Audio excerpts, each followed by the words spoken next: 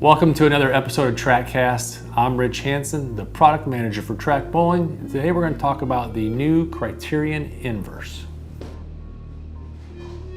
So now let's talk about the new Criterion Inverse and how it differs from the Criterion Hybrid and the regular Criterion. One is the cover stock. This new cover stock is Super Response Pearl and our HK22C base. So this is a Pearl version of what was in the Hybrid. And it's also the same cover base that was found on the new Theorem Solid, but in a Pearl version. Secondly is the core design. This one features a Criterion I.D core, which stands for inverted density.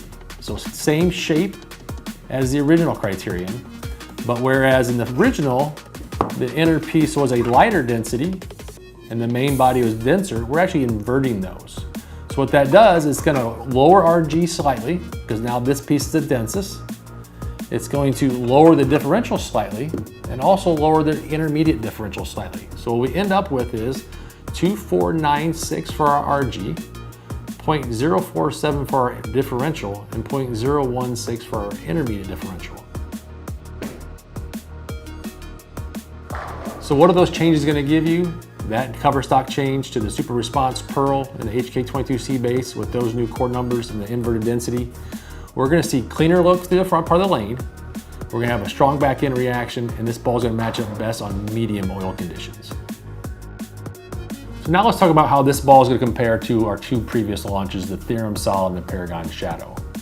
The Paragon Shadow is that first ball of the bag, something's going to dig in the oil and give you predictability and be able to cut through the thickest of oils.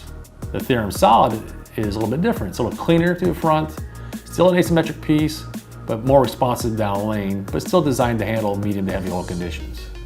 This Inverse is going to be cleaner than all those balls.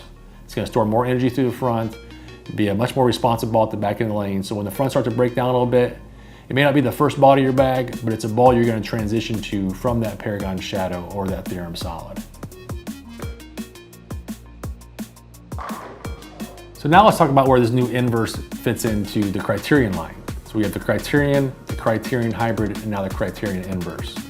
Once again, that Criterion's that big heavy oil ball. First ball to your bag, something on the heavy oil, something you need to dig in, give you predictability, and control the pattern more.